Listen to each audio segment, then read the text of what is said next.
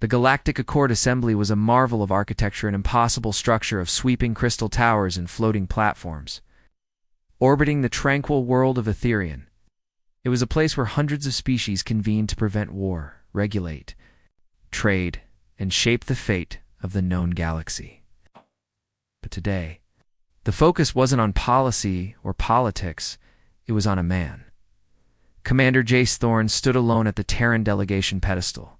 Tall by galactic standards, with close-cropped black hair, a weathered face, and a sharp glint in his eyes, he looked more like a warrior than a diplomat. He wore a dark uniform marked with Earth's emblem, a stylized blue-green sphere ringed by olive branches and a sword.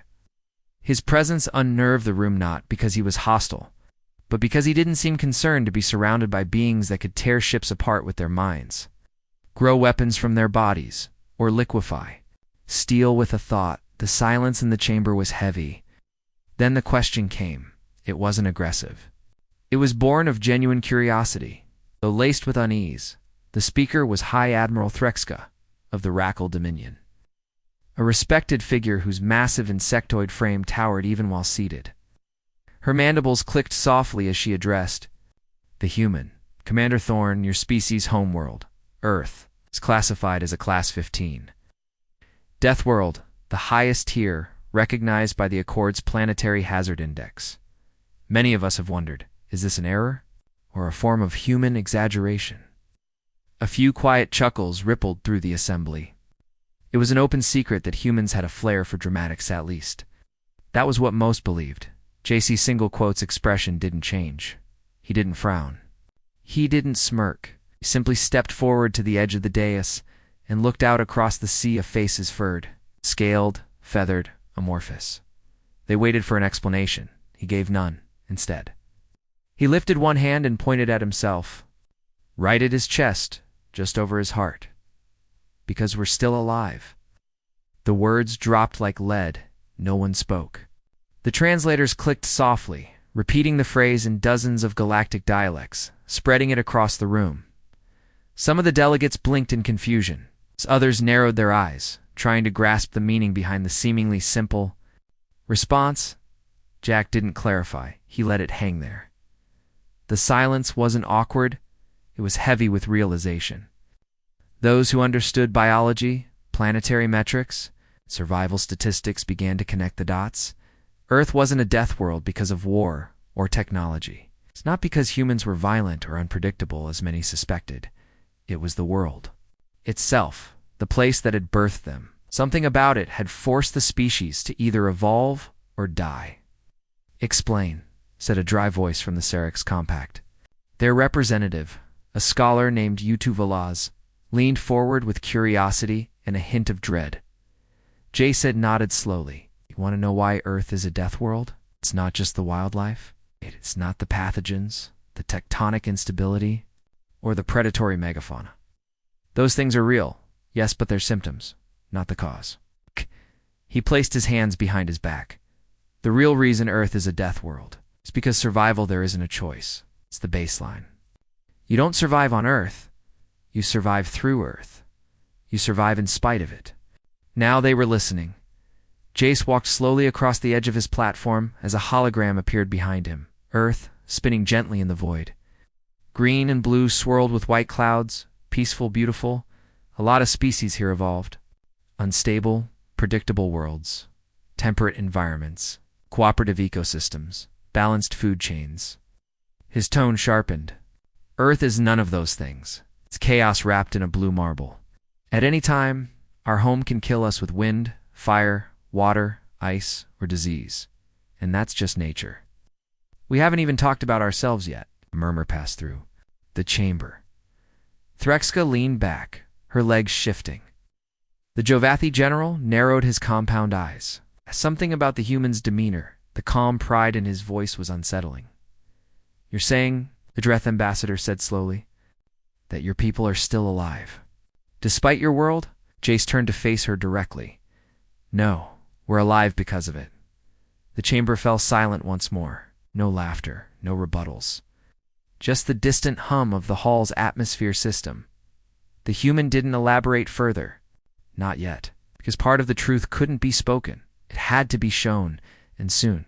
The galaxy would see for itself just what kind of world could create a species like him. Following the tense exchange at the Grand Assembly, the Galactic Accord requested a closed session, no press, no recordings, and only select members allowed. The topic: full unfiltered briefing on Earth's Death World classification. Request was formally directed at Commander Jace Thorne, who, to everyone's surprise, accepted without protest. The meeting took place in a secure briefing dome, orbiting the assembly station. A transparent sphere suspended in space, it provided a panoramic view of the stars, meant to invoke calm and clarity during diplomatic deliberations. But calm was the last thing the attendees felt as. Jace Thorne activated the first slide of his presentation. A serene view of Earth filled the center of the dome. Brilliant oceans, sprawling continents, spiraling clouds. Looked peaceful, inviting even. Some whispered in confusion, "It looks like a paradise," said scholar Utavalas of the Cyrex Compact. "Can a planet like this warrant Class 15? Jace didn't answer immediately. Instead, he zoomed in. The view plunged through the atmosphere to a rainforest choked with mist. Creatures howled in the distance. Insects buzzed past the lens. A distant roar echoed from the jungle floor.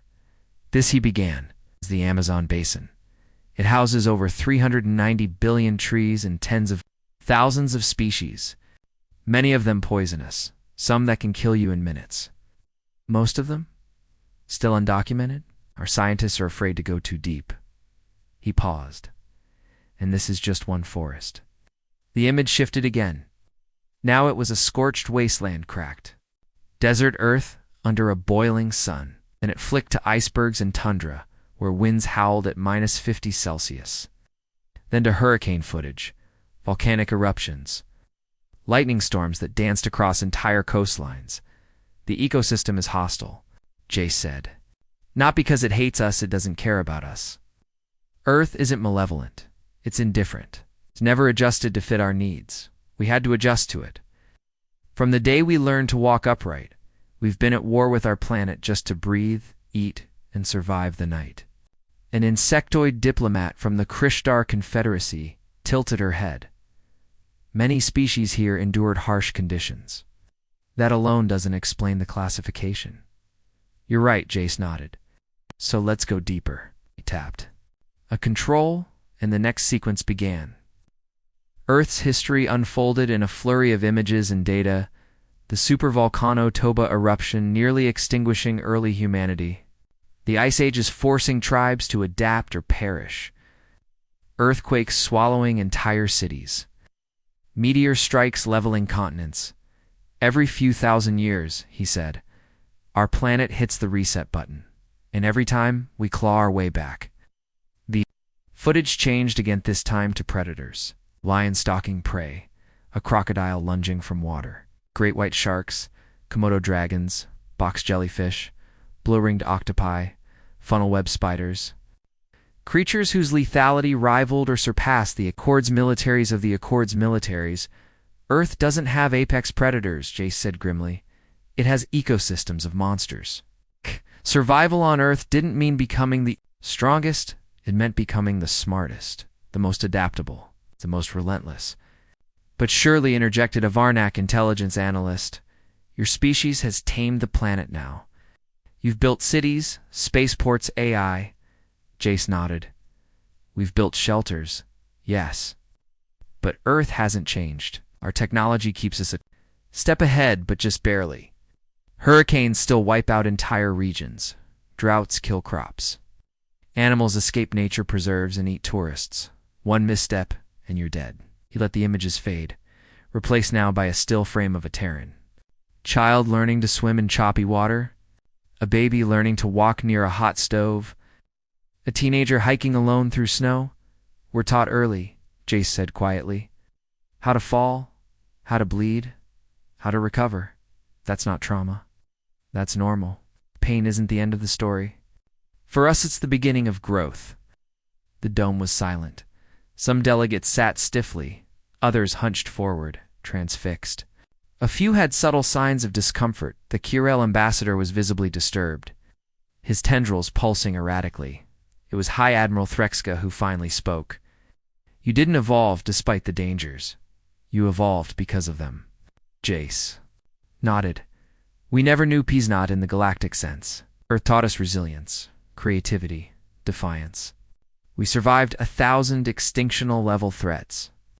And in doing so, we became something else." He took a step forward, voice low but clear. "We don't fear the darkness outside Earth because we grew up in one far worse. We don't break under pressure because pressure forged us. That's why the classification stands. Not to warn you of the planet," he tapped his chest again, "but to warn you about the people it made. To most species in the Galactic Accord, training meant simulations sterile. Controlled environments where danger was measured, virtual, and reversible. But when Commander Jace Thorne proposed a practical demonstration of Earth's survival, reality, the Council was unprepared for what he meant. He issued a challenge. A voluntary 7-day survival exchange program on Earth. No combat. No violence, just basic survival in the wild, under observation, with a single human guide. The goal? To let other species experience what shaped humanity. 4 of the Accord's finest stepped forward. Each was a physical and mental exemplar. Of their kind, Cerulak of the Varnok, a scaled, 4-armed tactician bred for jungle warfare. Leah of the Kirel, an aquatic species, lithe and analytical, adapted to pressure extremes and high-stress environments. Chatak of the Kristar, an insectoid with an armored exoskeleton and a reputation for surviving the vacuum of space. General Vasha the Jovathigard, a towering, prideful warrior, enhanced with bionic reflexes and biochemical resilience. All 4 had seen war. None had seen Earth. Their landing zone was the Amazon rainforest, a Terran biome chosen not because it was the most dangerous, but because it was merely average by Earth standards. Their human guide was Renee Kilburn, former firefighter, search and rescue specialist, and survival instructor. She greeted them in cargo pants, a sweat-stained t-shirt, a massive grin. "Welcome to the lungs of Earth," she said, gesturing at the endless green around them. "Try not to die before lunch." He thought she was joking. By nightfall, they weren't laughing. Day 1, arrival humidity hit them like a wall. Their breathing filters clogged with organic matter in minutes. Within hours, Cerulak's thermoregulation system malfunctioned due to moisture. The group had to stop while he purged internal heat. The air buzzed constantly. Invisible insects bit through armor gaps.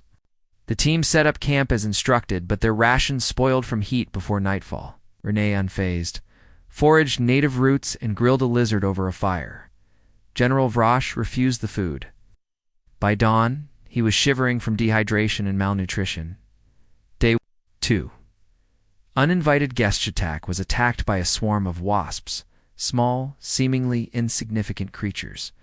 One sting nearly paralyzed his breathing pores. Only Renee's quick injection of adrenaline saved him.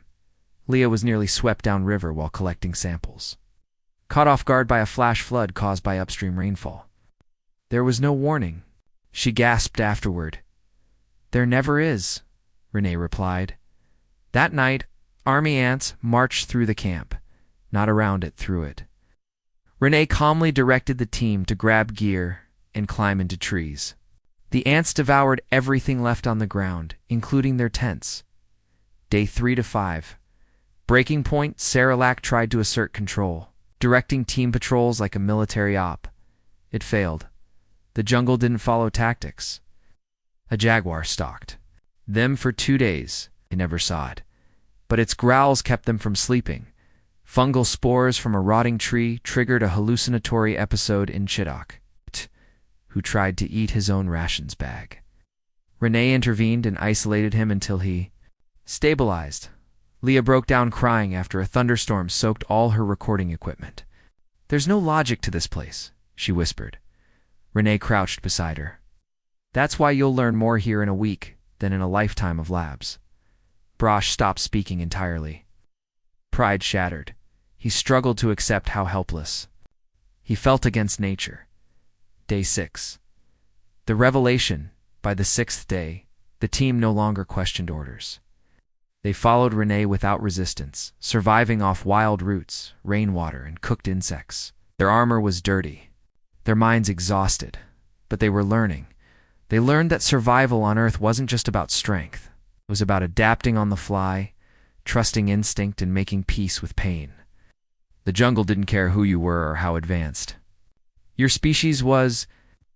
It only asked one question. Can you keep going? Renee smiled as she watched the group slowly begin to work together, not by protocol, but by need. By the ancient primal drive to live, you're getting it now, she said. Day 7. Understanding the extraction shuttle landed at dawn as they floated above the canopy. The delegates looked down at the endless green beneath them with newfound respect and no small amount of fear. In their debrief, none of them tried to minimize the experience. Even General Vrosh, eyes hollow, gave a rare nod of acknowledgement. Your world is alive, he said, and it hates weakness. Renee corrected him with a grin. It doesn't hate anything. It just doesn't care if you live. When the council reconvened, word of the Amazon incident, as it was later called, spread. Earth was no longer a question mark on galactic maps. It was an answer. The Death World classification was no longer debated. It was understood. By the time Commander Jace Thorne returned to the council chambers, everything had changed. No longer were there smirks at Earth's Death World designation. No whispered jabs about Terran theatrics. The reports from the Amazon mission had made their way across diplomatic networks, circulated in secure archives, studied by biologists, military planners, and even philosophers. For the first time in Galactic Accord history, the planet's environment had humbled elite representatives from multiple advanced species, and now they wanted to know more, not just about Earth, but about humans. Jace stood before them again. But this time, he was joined by holograms displaying ancient ruins, battlefields, scientific breakthroughs, and mass graves. You've seen our jungles, he began, our storms, our predators. Now you want to understand us? He tapped the projector, and the first image appeared. An artist's rendering of early humans in the Ice Age, huddled around fire and furs. This is where we started, not just biologically, but culturally. Everything tried to kill us. Cold, hunger, each other. But instead of going extinct, we adapted. The next images came faster. Megaliths built without machinery. Ancient cities buried in volcanic ash. World wars, endemics, mushroom clouds. Humanity has spent most of its history one disaster away from annihilation. Natural and man-made. We faced droughts that collapsed empires. Floods that erased civilizations, diseases that swept continents. And when we weren't fighting the world, we were fighting ourselves. He showed more industrial revolutions. Satellites, breaching orbit, robotic limbs, cures for once incurable diseases. Jace's tone grew quieter. We made mistakes.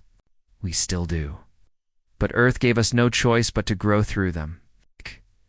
It taught us the most brutal lesson of all. Life doesn't care about fairness. It only cares about momentum. Admiral Threxka shifted in her seat. And you kept going forward. Jace nodded. Always. We carried our pain with us, but we never let it stop us. He pulled up a graph, one showing global population. Over time punctuated by crashes, rebounds, and soaring growth curves. We were knocked down by plagues, by wars, by extinctions. But we rebuilt. We mourned, we remembered, we learned. That's how Earth shaped us, not just to survive, but to persist. A Kalari scholar spoke next. But surely your species longs for peace now that you've left your planet's chaos. Jace turned to her slowly, his expression unreadable. We do long for peace, but peace isn't something you find, something you make hand, then defend.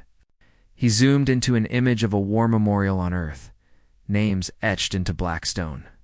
Flowers laid in silence. Every civilization represented in this chamber has endured some form of hardship. But humans? We were born into it. And instead of breaking, we adapted suffering into strength. We taught ourselves compassion, because we needed each other to survive. We invented tools to shield the weak, not because we were noble, but because we had to be. Another slide now. A child learning CPR. A human shielding another from falling debris. A rescue team wading through a flooded town. Earth taught us what cost meant. Every step forward came at a price, but we paid it, again and again. Silence gripped the chamber. The Dreth ambassador finally said, "And you believe this is why you are? It's different from the rest of us?" "No," Jace replied. "I believe this is why we are still here." He walked back to the center of the room and looked out over the alien faces before him. "Your worlds may have cradled you. Ours tested us. Every mountain we climbed wasn't metaphorical. It was real. We weren't blessed with harmony. We earned every inch of progress by dragging ourselves through fire and storm. That's why we don't panic when systems fail. Why we don't fold when the odds are against us. Because Earth taught us long ago." He pointed to himself again. "Slowly. That the only ones who survive are the ones who get back up." A ripple of realization passed through the chamber. Earth wasn't a death world because it was violent. It was a death world because it never stopped testing the living. The only creatures still alive after all that time were the ones who never quit. For most species in the galaxy, survival was a phase. For humans, it was a lifestyle, and suddenly, the entire Accord understood what that meant. The next full assembly of the Galactic Accord was unlike any in living memory, where once humans had been treated as curiosities primitive, unpredictable, even reckless now. They were regarded with a mixture of wariness and something far rarer. In interstellar politics, respect, not because Earth had superior technology, not because humanity commanded vast fleets or dominated trade routes, but because they had survived something most civilizations never even had to face. Their own planet. The chamber was full. Every species represented. Security was doubled, not out of fear, but reverence. Commander Jace Thorne walked in alone again, without fanfare, bodyguards, or diplomatic theatrics. He didn't need them anymore. The jungle had spoken for him. The history of Earth had burned itself into the Accord's collective memory. He took his place at the podium. No one interrupted. He didn't speak right away. Instead, a final presentation began behind him, one that would never be broadcast outside these walls. First slide, a human warship, docked silently above Earth, built less for show and more for survival. Its hull bore old Scarsburn's impact. Points, hull repairs patched not with perfection, but with experience. Second slide, a Terran rescue crew in vacuum suits, pulling survivors from a collapsed asteroid colony breathing fire, drenched in sweat, laughing through the exhaustion. Third slide, children in a makeshift Earth schoolroom during a blizzard, studying beside backup heaters and handwritten lessons. Strength isn't about what you have, Jace began. It's about what you endure, how you choose to respond. He stepped aside, letting the final image take center stage, a graveyard. Just a simple field of white markers under a gray sky. No weapons, no tech, just memory. This, he said, is how we measure power on Earth, not by how many battles we win, but by how many lives we refuse to forget. Every name here was someone who fought for survival, against nature, against tyranny, against time, and their legacy is us. A murmur passed through the chamber quiet. Reverend Jace didn't ask for membership into the Accord. He didn't need to. They voted before the sun set on Etherian Station. Earth was granted full status, not with stipulations or concessions, but with unanimous approval and beside Earth's planetary listing in the Council records. Its Deathworld classification remained uncontested, unchallenged. But something new had been added beneath it. Homeworld, Earth Sol 3. Designation, Class 15 Deathworld status. Full Accord member note, approach with caution, or with respect. After the vote, several diplomats approached Jace privately. The Krishtar, delegates still walking with a slight limp from his jungle, injury spoke first. I understand now why you pointed at yourself. It wasn't arrogance, it was heritage. Jace gave a faint smile. It's not about being proud. It's about remembering what we came from. Then came General Vrosh of the Jovathi Guard. His voice was lower than usual, stripped of its usual bravado.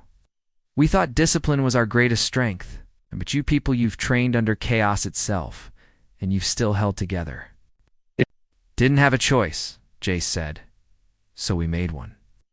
The Curel ambassador gave a respectful nod and murmured something in her own language. When translated, it read, "Stone sharpens stone. Fire hardens iron.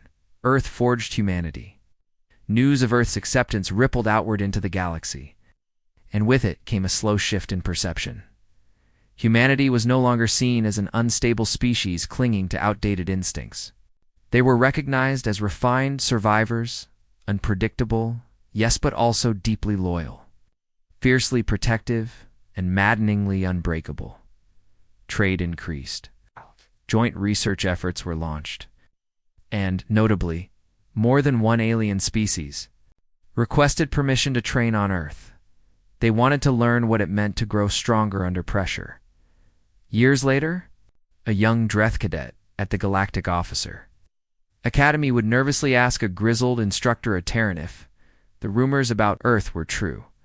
The instructor didn't answer with data or warnings. He just chuckled, pointed at the scars on his arm and said, "Earth doesn't kill you. It tests if you belong."